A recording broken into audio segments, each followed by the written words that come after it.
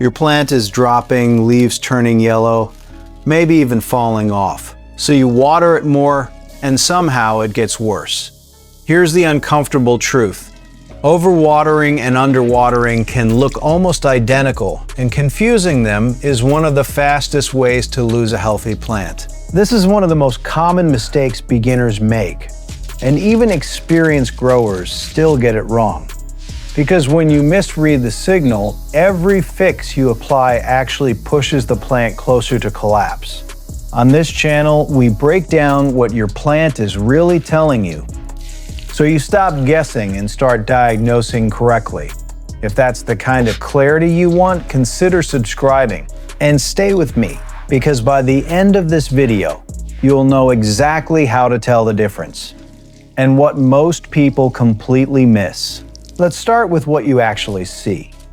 Leaves turning yellow, dropping stems, soft or dry-looking foliage, slow growth or sudden decline.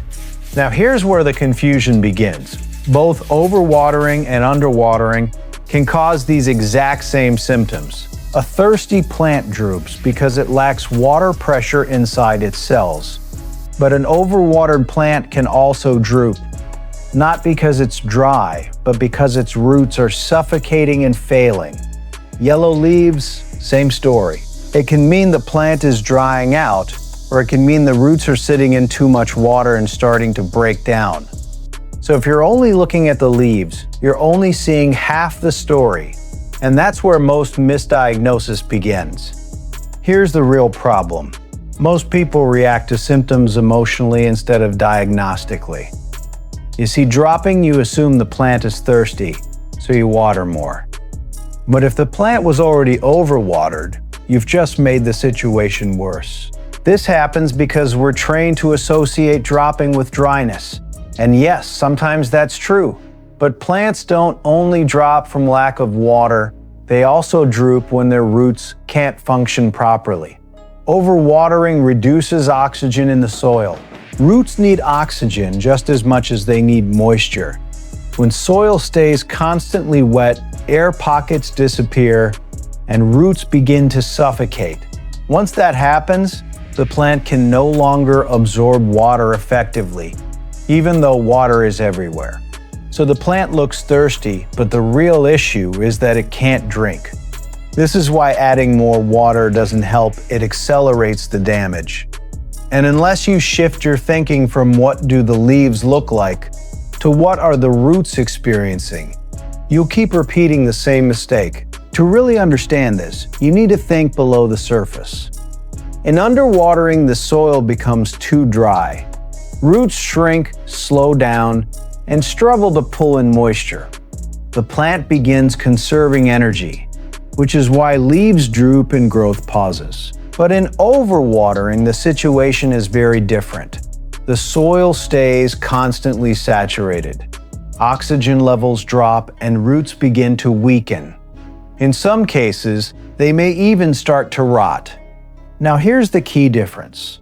Dry roots are stressed, but they can recover quickly once water is reintroduced properly. Damaged roots from overwatering, on the other hand, often take much longer to recover because the structure itself has been compromised. This is why overwatering is often more dangerous than underwatering. One is a temporary shortage. The other can become a structural failure. And if you don't recognize which one you're dealing with, you risk treating a reversible problem, like a permanent one, and turning it into exactly that. So how do you actually recognize overwatering?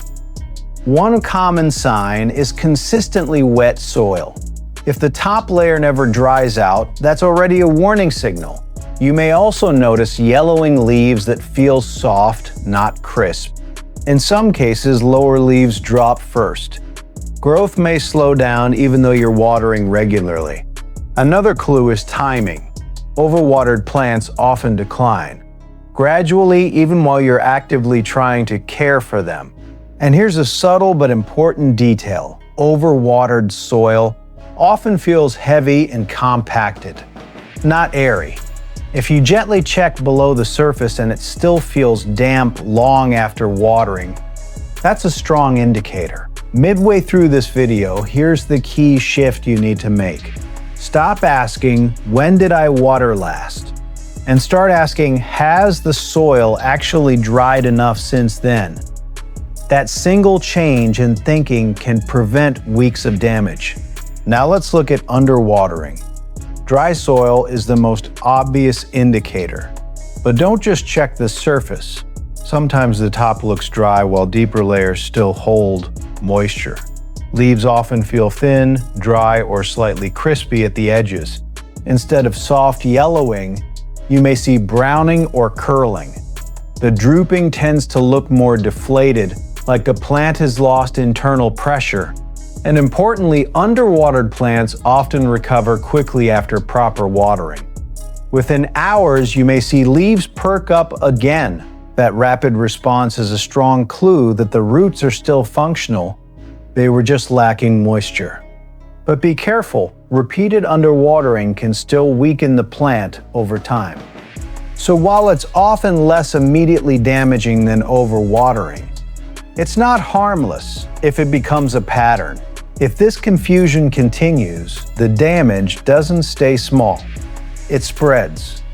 With overwatering, root damage reduces nutrient uptake. Leaves begin yellowing more rapidly, growth stalls, and the plant becomes more vulnerable to stress. Over time, the root system weakens further, making recovery slower and less certain.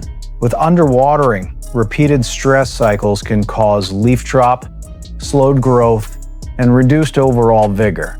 In both cases, the plant is not just reacting, it's losing time.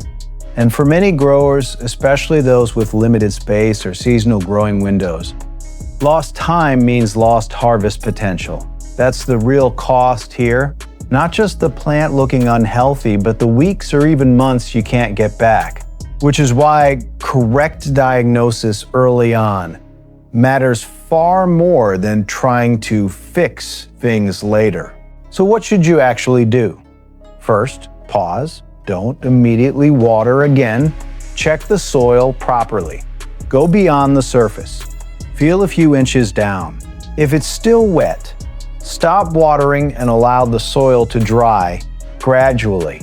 Improve airflow if possible, and make sure your pot has proper drainage. If the soil is dry deeper down, then water thoroughly, but do it evenly, not in small, repeated amounts.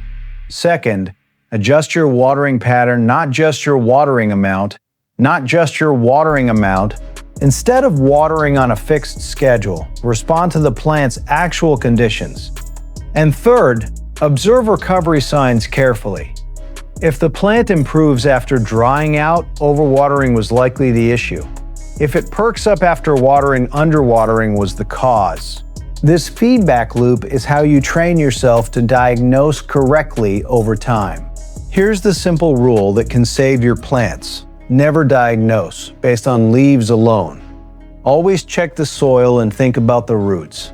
Overwatering and underwatering may look similar on the surface, but they are completely different problems underneath. One often comes from too much care, the other from too little attention, but both lead to the same outcome if misunderstood: lost growth, wasted time, and avoidable damage. If this helped you see your plants more clearly, hit like so more growers can avoid this mistake. And tell me in the comments, have you ever overwatered thinking your plant was thirsty? Subscribe for more real plant diagnosis so you stop guessing and start growing with confidence.